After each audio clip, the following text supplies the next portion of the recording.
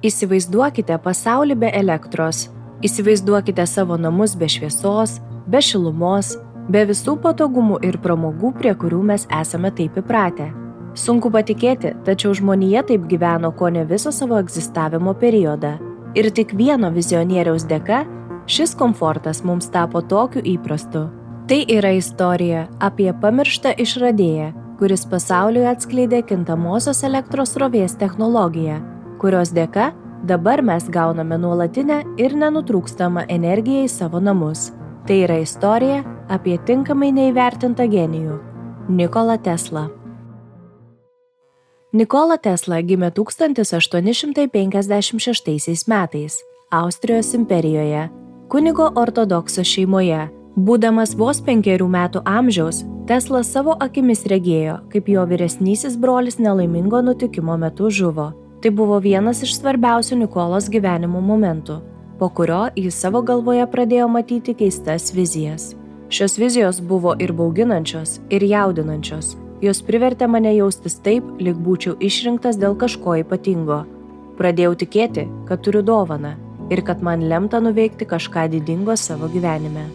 Tokios vizijos Nikolą lydėjo viso gyvenimo metu ir jas Tesla sugebėjo išmokti kontroliuoti ir pasitelkti sprendžiant įvairias inžinerinės problemas. Vėliau, 1919 metais, vieno interviu metu, kalbėdamas apie daugybę savo išradimų, jis teigė, jog mano metodas yra kitoks. Aš nepuolu iš karto prie tikro darbo. Kai man kyla idėja, iškart pradedu ją konstruoti savo vaizduotėje. Keičiu konstrukciją, tobulinu ją ir mintise valdau įrenginį. Mano prietaisas visada veikia taip, kaip ir sumaniau, o eksperimentas įvyksta būtent taip, kaip suplanavau. Per 20 metų nebuvo nė vienos išimties. Nikola Tesla dar jaunystėje išsiskyrė kaip labai gabus mokinys ir su pagyrimu baigė Karališkąjį Graco Politechnikos institutą, kuriame studijavo elektros inžineriją. Vėliau šios krypties mokslus tęsė ir Vienos universitete, tačiau dėl nesugebėjimo tilpti į formalias normas ir dėl manomo polinkio į azartinius lošimus šių studijų taip ir nepabaigė. Tačiau didžiulis Teslos susidomėjimas elektros energija niekur nedingo. Ir vėliau jis pradėjo dirbti kontinentinėje Tomo Edisono kompanijoje, kurioje tobulino įvairius prietaisus veikiančius pagal Edisono išplėtotą tiesioginės elektros srovės technologiją.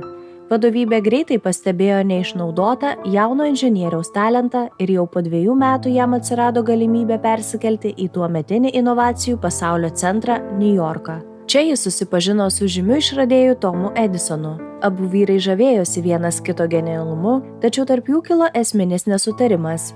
Jie pasisakė už visiškai skirtingas elektros tiekimo technologijas didžiai gyventojų daliai. Edisonas tvirtai rėmė tiesioginės elektros srovės technologijos idėją, kurios visi patentai priklausė jam. O tai prieštaravo giliam Teslos įsitikinimui, jog yra daug efektyvesnis būdas aprūpinti visuomenę šią energiją. Neilgai trukus nesutarimai vis stiprėjo, kol galiausiai Tesla nusprendė palikti samdomą darbą ir plėtoti savo idėją, įsteigdamas savo įmonę. Tuo metu Tesla buvo niekam nežinomas imigrantas, kuriam niekaip nepavykdavo pritraukti finansuotojų, kol galiausiai jo įmonė bankrutavo. Tam, kad išgyventų, Nikola Tesla buvo priverstas atsitraukti nuo savo didžiosios idėjos tyrinėjimo ir vos už $2 per dieną atlygį kasė duobes. Tačiau viskas kardinaliai pasikeitė kartu su svarbiausiais Teslos išradimais – kintančios elektros srovės elektromagnetinių indukcinių motorų ir visa kintančios elektros srovės sistema. Šios technologijos didžiausias pranašumas buvo efektyvus elektros energijos tiekimas dideliais atstumais. Transformatoriai leido padidinti kintamosios srovės įtampą perdavimo metu, žymiai sumažinant energijos nuostolius. Vėliau, tą įtampą vėl buvo galima lengvai sumažinti prieš jos vartojimą buityje. To nebuvo galima padaryti su tiesioginė elektros srove, todėl kintamoji srovė tapo žymiai pigesniu pasirinkimu, perduodant elektros energiją iš vienos vietos į kitą.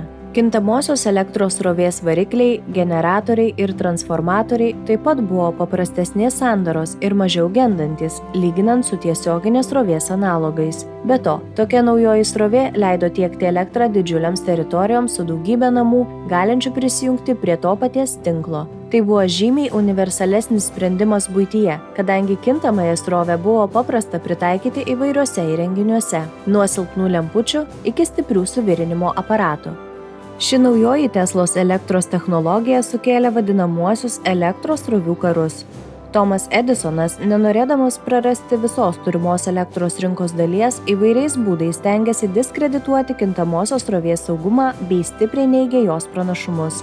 Jis ne tik aktyviai stengiasi paveikti įstatymų leidėjus, kad jie uždraustų kintamąją elektros srovę, bet ir viešai demonstravo gyvūnų kankinimą ir net žudymą naudojantis tokia technologija. Norėdamas sukurti neigiamą visuomenės nuomonę apie naująją technologiją, jis net finansavo dabartyje mums gerai žinomo mirties bausmės įrankio elektros kėdės gamybą, taip siekdamas susieti kintamąją elektros srovę su mirtimi ir didelę baimę.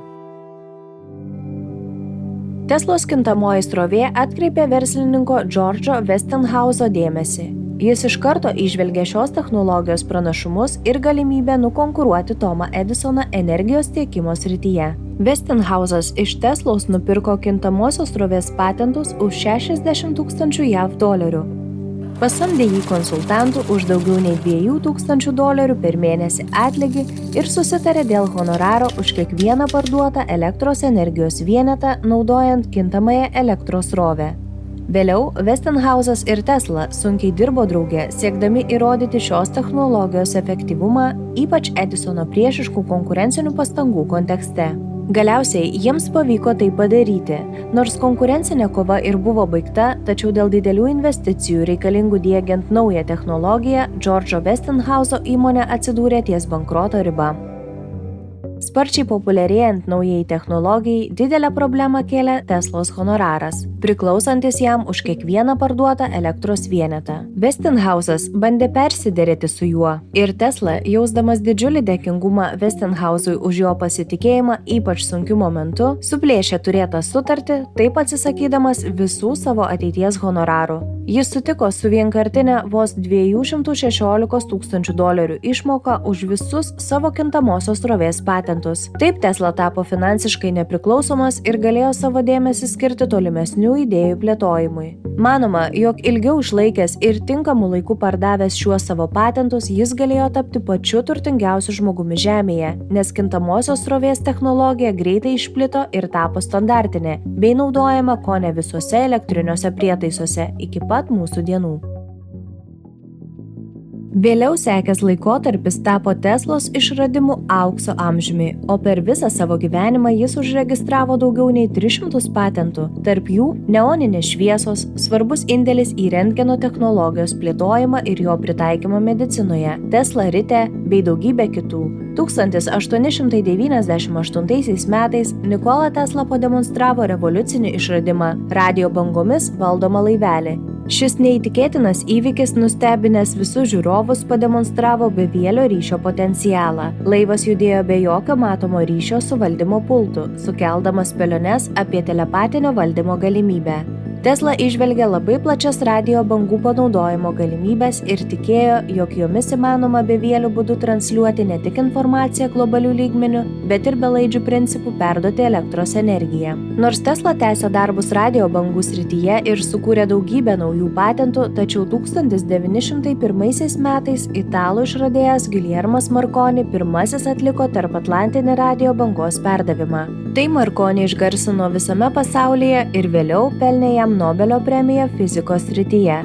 Tesla žinojo, jog be jo užpatentuotų išradimų susijusių su radijo bangomis, toks tarpatlantinis radijo bangos perdavimas tiesiog nebuvo įmanomas. Todėl padavė italų išradėją į teismą dėl jo intelektualinės nuosavybės neteisėto panaudojimo. Dėl finansinių apribojimų procesas vyko labai lėtai, o JAV aukščiausiasis teismas tik po Teslos mirties 1943 metais pripažino jo ankstesnių patentų svarbą, taip pripažįstant bevielį informacijos perdavimą kaip Teslos išradimą. Tačiau tai įvyko per vėlai. Pasaulis jau ne vieną dešimtmetį turėjo paskyrę savo radijo bangų didvyrį – Marconi. Dar būdamas gyvas, Nikola Tesla tęsė darbus prie kitų savo išradimų susijusių su bevieliu informacijos perdavimu, Tiek jis, tiek Marconi jau prieš tai buvo įrodę gana primityvų Morzės abėcėlės siuntimą radijo bangomis, tačiau Tesla tikėjo, jog bevielių būdų yra įmanoma perduoti ir didesnį informacijos kiekį. Jo vizija apėmė garso transliaciją, nuotraukas ir paveiksliukus. Jis stipriai tikėjo, jog yra įmanoma bevielė pasaulinė ryšio sistema, kuri leistų įrenginiams visame pasaulyje akimirksniu dalintis informaciją be jokių apribojimų. Tuo metu visa tai skambėjo mažiausiai beprotiškai. Tačiau tvirtai tikėdamas šiomis savo idėjomis, Tesla pradėjo projektuoti galingą belaidžio perdavimo stotį, kuri pasirodė itin brangi. Pagrindiniu šio projekto investuotoju tapo vienas turtingiausių amerikiečių – J.P. Morganas, skyręs $150,000 JAV už 51% pelno nuo visų būsimų bevielio ryšio patentų. Tai prasidėjo Walden Cliffo bokšto Long Islande, Niujorko valstijoje statybos, siekiant revoliucionuoti to meto pasaulinę komunikaciją. Laikui bėgant, Teslos vizija plėtėsi. Jis vis stipriau ėmė tikėti, jog dar galingesnis bokštas siųstuvas galėtų atlikti ne tik komunikacinę funkciją, bet ir bevielių būdų perduoti elektros energiją. Šis ambicingas idėjinis pokytis ženkliai išbrangino projektą, o J.P. Morganas, nematydamas didelės grąžos iš tokios plėtros, atsisakė skirti papildomą finansavimą. Per ateinančius 5 metus Tesla parašė Morganui net 50 laiškų, prašydamas didesnės paramos, tačiau jos taip ir nesulaukė. Nesėkmingai bandydamas rasti kitų investuotojų, Tesla susidūrė su dideliais finansiniais iššūkiais. Tuo metu finansų pasaulio atstovai, tokie kaip Wall Streetas, labiau palaikė jau visuomenėje pripažintą Marconi ir jo bevielio ryšio technologijų plėtrą. Teslos idėja perduoti energiją bevielių būdu buvo sutikta labai skeptiškai ir netgi viešai pradėta vadinti visišką apgaulę. Nesuradęs naujų finansuotojų dėl finansinių skolų, Tesla nebesugebėjo tęsti projekto ir net prarado sklypą su jame esančių bokštų, kuris vėliau naujųjų savininkų buvo visiškai nugriautas. Tai buvo skaudus ir lemtingas smūgis Teslos karjerai, kartu pažymėdamas vieno iš ambicingiausių ir vizionieriškiausių to meto mokslininkų svajonių žlugimą. Įklimpęs į skolas, Nikola sugrįžo į finansiškai sunkų laikotarpį, kuomet privalėjo orientuotis į mažesnes ir mažiau investicijų reikalaujančias idėjas. Gyvendamas Niujorke, jis dėl pinigų trūkumo privalėjo dažnai keisti gyvenamą vietą, kartais net apsistodamas pas draugus ar pažįstamus. Toks finansinis nestabilumas kėlė Nikolai stresą ir nerimą, o tai ypač trukdė jo kaip išradėjo darbui. Paskutinius 8 metus Tesla praleido tame pačiame viešbučio kambaryje, kuriame 1943 metais ir mirė visiškai vienišas. Visgi, iki pat gyvenimo pabaigos jis tvirtai tikėjo savo idėjomis ir niekada jų neišsižadėjo, nuolat prie jų dirbdamas.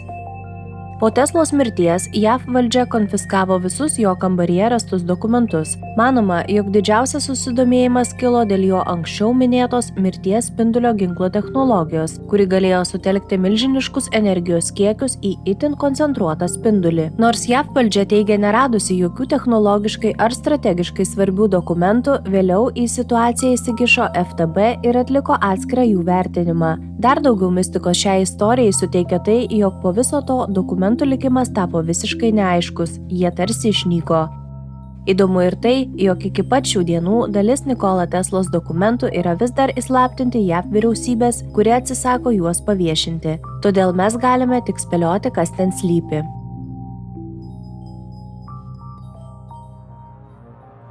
Praėjus daugiau nei 100 metų nuo Nikola Teslos idėjų, žmonija pagaliau sukūrė globalų bevielio ryšio tinklą, kuris leidžia mums akimirksniu dalintis informaciją be jokių trikdžių. Tačiau Nikola Tesla buvo teisus ne tik dėl to. Visai neseniai išpopuliarėjusi bevielio mobiliųjų įrenginių ir automobilių krovimo sistema parodė, jog įmanoma be laidų perduoti ir elektros energiją. Šiuo metu energijos perdavimo atstumas yra labai ribotas, tačiau galbūt tai yra tik laiko klausimas, kada suprasime, jog Tesla buvo visiškai teisus ir šioje srityje. Laukdami tokio technologinio tobulėjimo, mes šiandien galime tik spėlioti, kokias pasaulio paslaptis Nikola Tesla mums būtų atskleidęs, jeigu dėl per didelio savo gerumo nebūtų atsisakęs visų ateities honorarų už kintančios elektros srovės technologiją, arba jei laiku būtų sulaukęs tinkamo pripažinimo dėl radijo bangų technologijos ir taip turėjęs visas finansinės galimybės savo tolimesnių idėjų įgyvendinimui.